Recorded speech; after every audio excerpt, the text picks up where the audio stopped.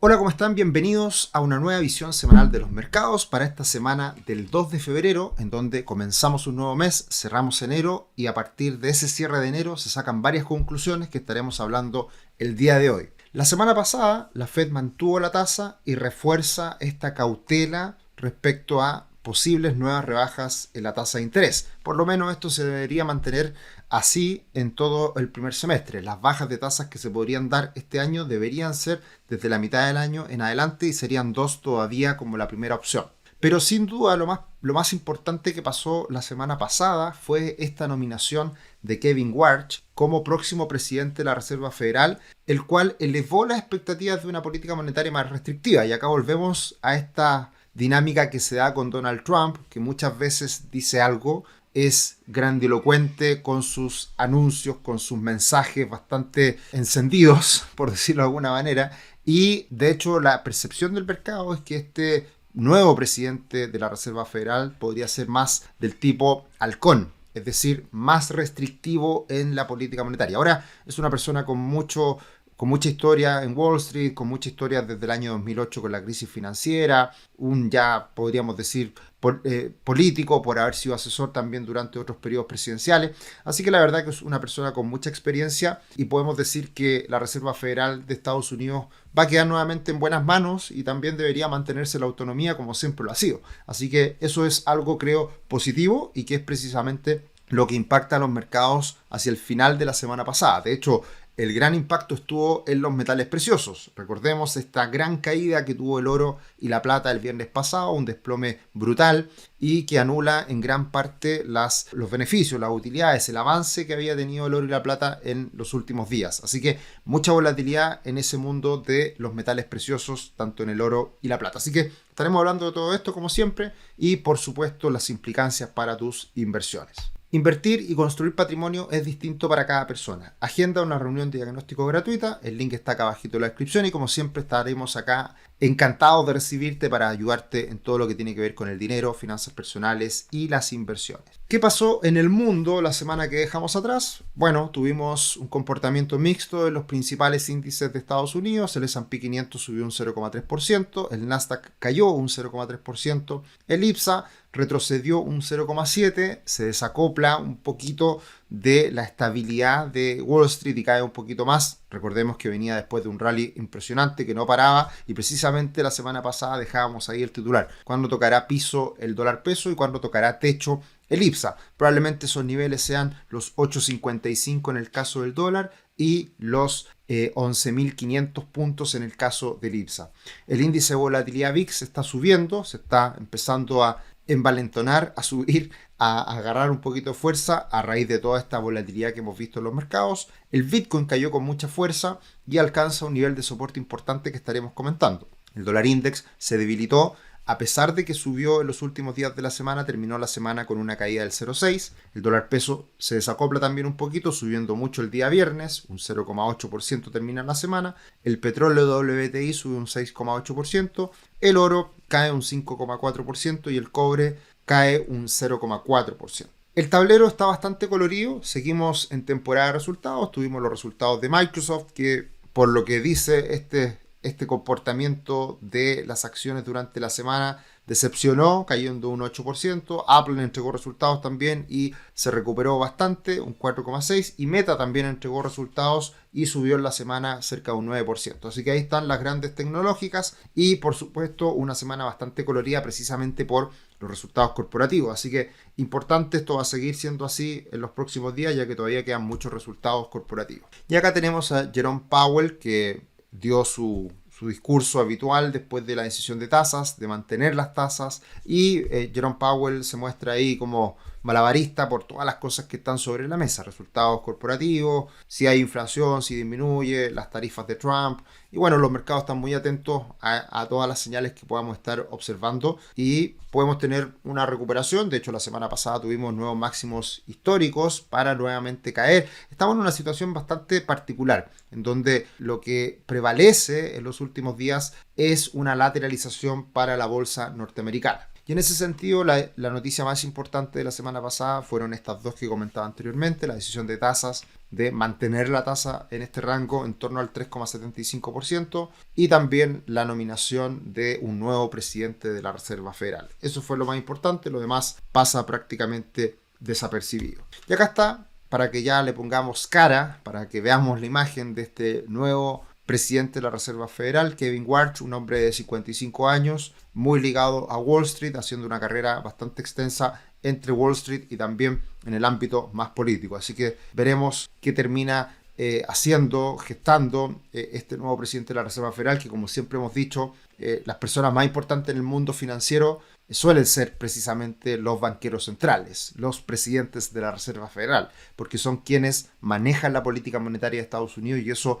impacta en muchas políticas monetarias de otros países y por lo tanto de cierta manera fija el valor del dinero, fija el valor del precio del dólar, que es un activo muy importante a nivel global. En cuanto a las probabilidades de bajas de tasas, han aumentado la probabilidad de mantención de tasas para la reunión del 18 de marzo. Se mantiene esta alta probabilidad en un 87%, no hay novedades en ese sentido. Y para la decisión de abril tenemos prácticamente un 70% de probabilidad de mantención de tasas también. Así que lo que decíamos hace un ratito atrás, no deberían haber grandes novedades en el primer semestre y solamente esto podría cambiar hacia el segundo semestre y también ya con un presidente de la Reserva Federal nuevo y ver cómo se instala precisamente en esa labor. Tu año financiero organizado y consciente. Planifica, prioriza y toma decisiones con nuestro planificador financiero. Cada mes una actividad práctica para avanzar con claridad y tranquilidad. Descárgalo en la descripción. Es un nuevo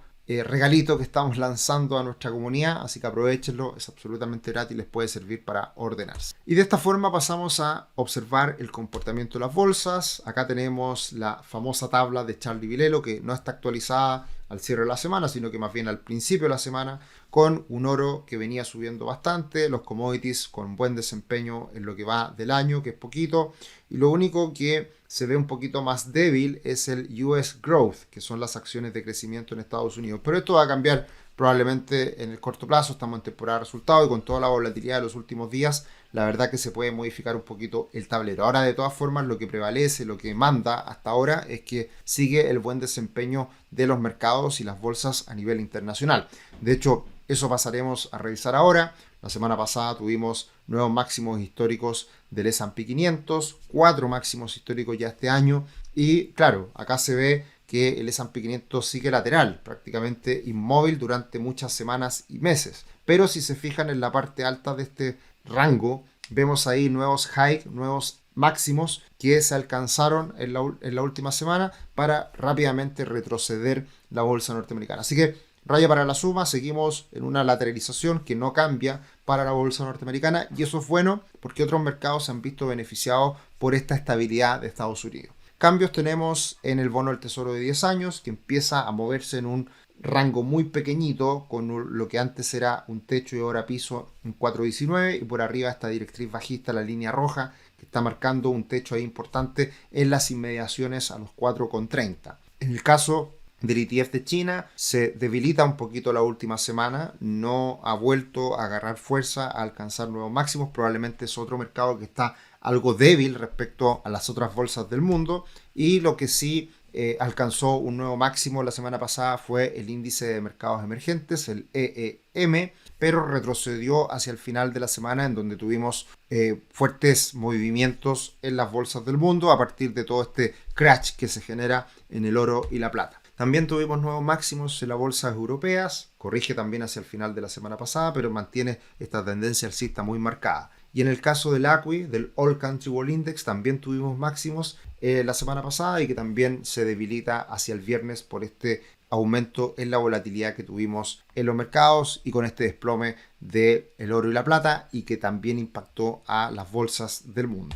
Y acá tenemos lo tan comentado, lo que se ha hablado mucho en las últimas semanas, todo este rally, toda esta euforia que se ha generado en torno al oro y la plata. Y bueno, las euforias no son excluyentes por tipo de activo. En algún momento hablábamos de que las criptomonedas estaban en un rally, en una burbuja que podía estallar en algún minuto. Y eso no es excluyente para un nuevo instrumento, un nuevo activo como fueron las criptomonedas, sino que también pasa en cosas más tradicionales. ¿Y qué más tradicional que el oro y la plata?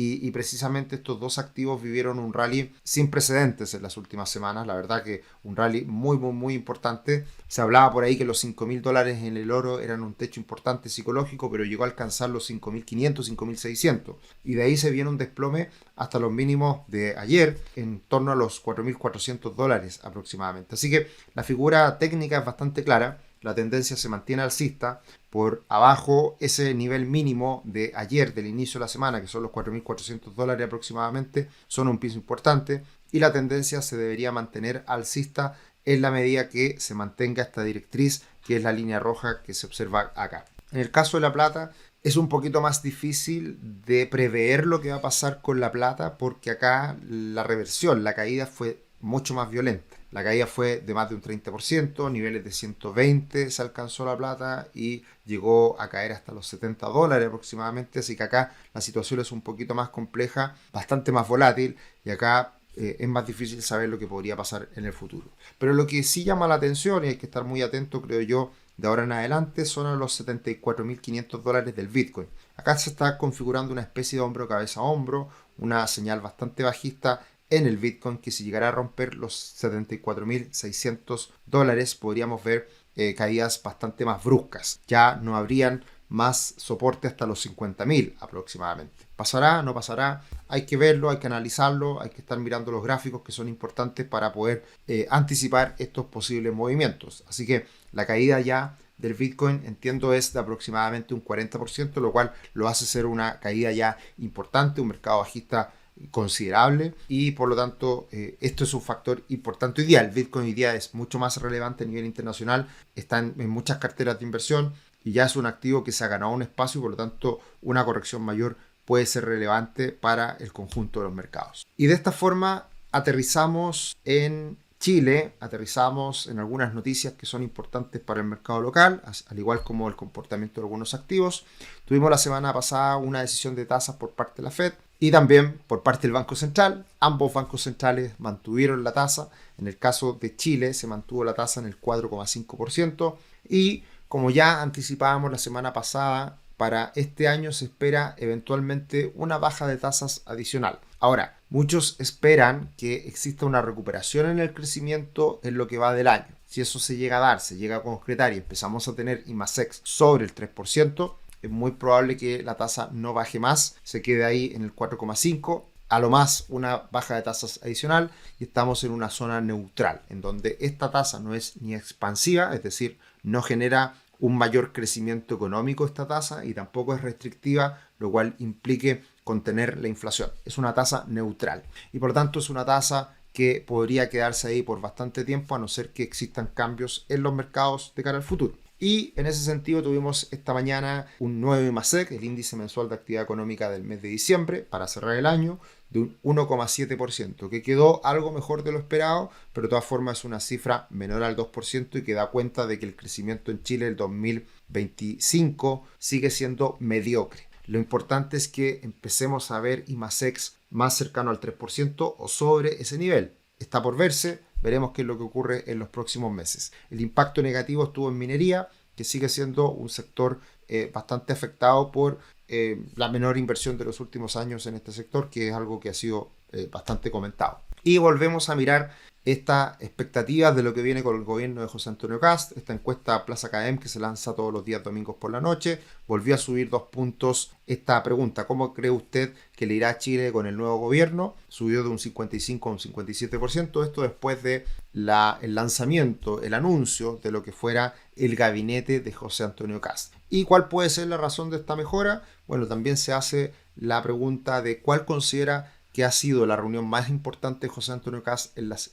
giras que ha realizado al extranjero, y para muchos puede sorprender, para muchos que han criticado que haya ido a El Salvador puede sorprenderlos, pero eso es lo que más valora las personas encuestadas. Un 38% dice que esta es la reunión más importante, y por lo tanto, como siempre ocurre en este tipo de situaciones, se dan señales. Evidentemente, si José Antonio Kast sale electo como presidente de Chile con un gran dolor para Chile, como es la delincuencia, evidentemente que esto es una señal importante para su electorado. Así como ha dado señales, y precisamente en esta gira también se juntó con Lula da Silva, lo cual para muchos también sorprende, porque es una una reunión en donde da cuenta de que no importa el color político, sino que esto se trata de las alianzas que uno pueda generar con otros países de la región. Sin duda, Brasil es muy importante, son las cosas que son llamativas y que en definitiva dan cuenta de ya puesta en acción de José Antonio Kast como futuro presidente de Chile. Bien, y pasando al comportamiento del dólar, tenemos que el dólar index llegó en algún minuto a romper el mínimo en 96 puntos aproximadamente, que es un piso muy importante. No logró romperlo con claridad, no volvió a situarse en una nueva fase más bajista, sino que se recupera desde ese punto y sigue en esta lateralización. Todo esto a partir de esta nominación del nuevo presidente de la Reserva Federal, Kevin Warsh. Y en el caso del dólar, cayó, fue a buscar los 8.55 y es ahí donde queda ahora un gran piso, un gran soporte que creo va a ser difícil de romperlo en el corto plazo. Así que se está dando una especie de rebote ya en los 8.66 abriendo esta semana. Todo esto a partir también del aumento de la volatilidad que vimos el día viernes con el oro y la plata, que todo esto también se contagia el precio del cobre. El cobre ha tenido un rally alcista impresionante y también ha aumentado la volatilidad porque se ha contagiado con esta euforia que se ha dado con los metales preciosos. De hecho, precisamente el día jueves, entiendo, el cobre llegó a subir un 10% y se llegó a situar en los 6,5, algo bastante loco, bastante fuera de lo normal, solamente especulativo. Y eso da cuenta de que el cobre también se ha contagiado de esta euforia y de esta locura que se ha dado con los metales preciosos. Así que veremos si es que esto se empieza a calmar un poquito. De todas formas, que se mantenga el cobre cercano a los $6 la libra debería seguir siendo algo bueno para el peso chileno y la bolsa chilena. Pero debería tranquilizarse el cobre. Eso es algo muy importante que debería ocurrir en el corto plazo porque si no le agrega mucha volatilidad a los mercados y eso no es bueno para nadie. Y de esta forma miramos el comportamiento de la bolsa chilena, que precisamente el día jueves y viernes vemos una corrección. Después de llegar a los niveles de 11.600 y fracción, vemos un cierre de la semana en 11.420. Podría comenzar esta corrección, que es esperada por muchos, ya que el salto que se ha pegado a la bolsa ha sido impresionante.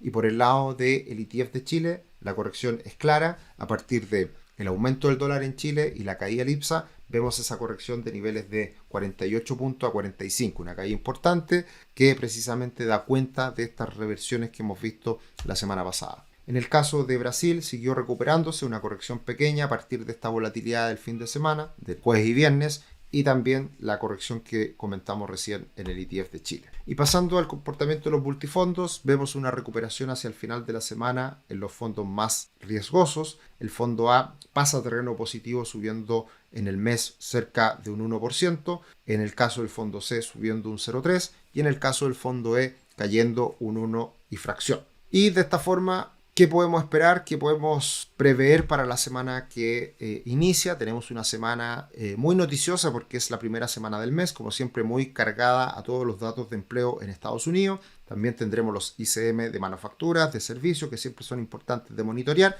pero sin duda lo más importante en Estados Unidos son los datos de empleo, con la creación de empleo que se dará a conocer el día viernes a las 10:30, 67.000 puestos de trabajo del empleo no agrícola. Por el lado de Chile ya conocimos los datos de IMASEC, que en este caso subieron un poquito más de lo que se esperaba, un 1,7%, y tenemos también los datos de inflación que deberían andar en torno al 0,3-0,4% y volver la inflación de los últimos 12 meses a un 3% como era esperado durante ya años. También seguiremos conociendo los datos corporativos, los datos de las empresas norteamericanas y de otras más también. Disney esta semana, Palantir, AMD, Alphabet, en este caso Google, Amazon y otras más. Así que otra semana muy cargada de datos corporativos que son siempre importantes para ver cuál es el impacto que tiene en el conjunto de la bolsa. Y para finalizar, una estadística muy interesante: el rally de Santa Claus no salió bien. El rally de Santa Claus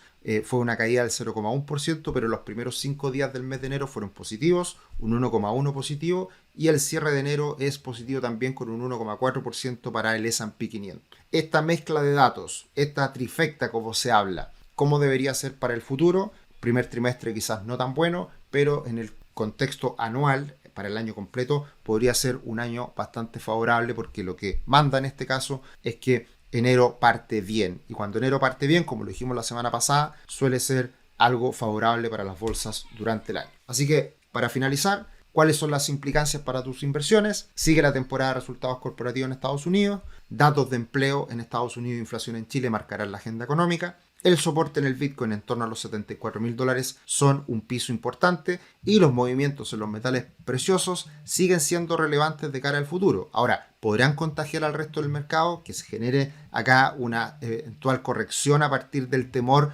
asociado a esta euforia que hemos visto previamente. Es algo que puede ser relevante en los próximos días. Y algo muy importante para nosotros en Chile, el cobre se ha contagiado de la euforia del oro y la plata, lo que puede limitar avances de los activos chilenos. Más volatilidad, más euforia, algo de incertidumbre asociado a esto puede impactar en los activos chilenos, que ya lo estamos observando. Veremos si es que eso se mantiene en los próximos días también. Así que para finalizar, nuevamente invitarlos. Invertir y construir patrimonio es distinto para cada persona. Agenda una reunión de diagnóstico gratuita. El link está acá abajito en la descripción y te podemos ayudar en todo lo relacionado al mundo del dinero, finanzas personales e inversiones. Nos vemos en otro video. Que estén bien. Chao, chao.